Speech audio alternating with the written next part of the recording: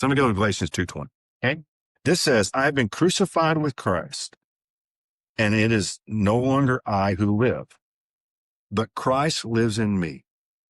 So the life I now live in the body, I live because of the faithfulness of the Son of God, or because of the faith of my faith in the Son of God, who loved me and gave himself for me. So this says, I've been crucified with Christ. It doesn't say it's as if I've been crucified with Christ. It's like I've been crucified with Christ. It just plainly states, I've been crucified with Christ. Right. So that's what that verse means. That's what I'm saying. Take it literally. I've been crucified with Christ.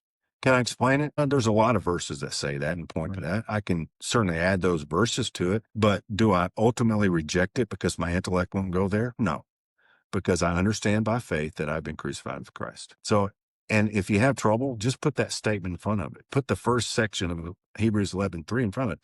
I understand by faith that I've been crucified with Christ, and I no longer live, but Christ lives in me. So Romans 6:6 will tell you, if we go back there, well, what was crucified? I look here, I don't have holes in my hands, I don't have holes in my feet, I don't have a spear mark on my side. So what was crucified? That's a great question. Romans 6:6 tells us it was our old man that was crucified. So our old man has been crucified with Christ. Romans 6 will tell you also, before Romans 6 and after, he'll tell you that you died. When you were immersed into Christ, you were immersed into his death, and then therefore you've been immersed into his resurrection. So not only I died with Christ, I've been raised with Christ. And those are all kinds of verses. Actually, the Colossians verse will go to that. So this is an example that I don't want to spiritualize it. I just go, I've been crucified with Christ. Right. By faith, I understand I've been crucified with Christ and I no longer live. Jesus would put that in the words of denying self, take up your cross daily. Taking up your cross daily is not a work thing. People go, oh, I got to carry my cross around. No, we're not carrying the cross. We're getting on the cross. And we are reaffirming the truth, the daily reaffirming this truth that I've been crucified with Christ. My desires, done. I'm dead to the power of sin. I'm dead to the appetites that want to control me. I'm dead to the law, religion, all these things.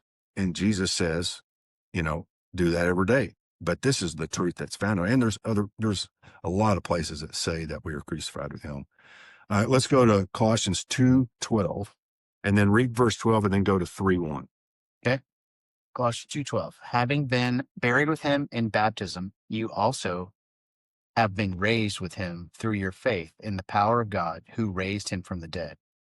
And 3:1. Therefore, if you have been raised with Christ, keep seeking the things above, where Christ is, seated at the right hand of God.